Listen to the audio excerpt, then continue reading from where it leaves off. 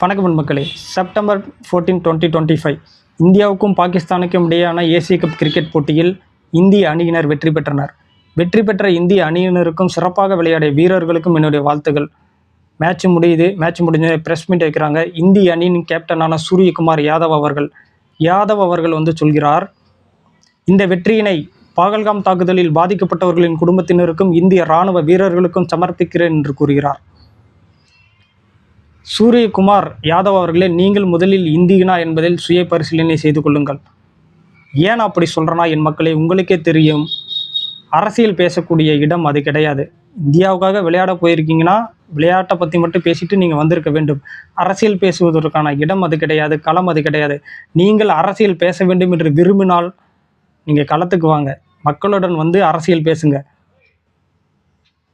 சூரியகுமார் யாதவ் அவர்களே, உங்களுக்கு சூரியகுமார் யாதவ் என்பதில் பெருமை இருக்கிறதா அல்லது சூரியகுமார் இந்தியன் என்பதில் பெருமை இருக்கிறதா? சூரியகுமார் யாதவ் என்பதில் கர்வம் இருக்கிறதா அல்லது சூரியகுமார் இந்தியன் என்பதில் பெருமை இருக்கிறதா, கர்வம் இருக்கிறதா, சிறப்பு இருக்கிறதா என்று நீங்கள் தான் முடிவெடுக்க வேண்டும்.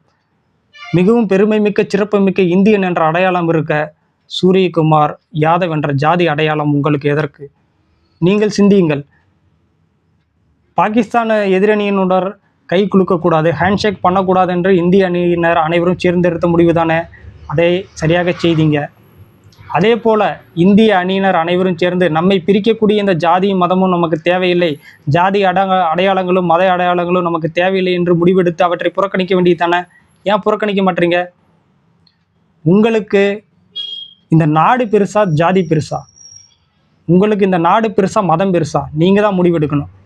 இங்கே ஒரு பொய்யான பிம்பத்தை நீங்கள் ஏற்படுத்தி கொண்டிருக்காதீர்கள். சூரியகுமார் யாதவ் அவர்களே, ஜாதி அடையாளத்தை வைத்துக்கொண்டு நான் இந்த நாட்டிற்கானவன் என்ற அடையாளத்தை இங்கு பரப்பாதீங்க, பொய்யா கட்டமைக்காதீங்க. நீங்கள் உண்மையான இந்தியனாக இருந்தால் சூரியகுமார் யாதவ் என்பதை இன்றிலிருந்து எடுத்து விடுங்க.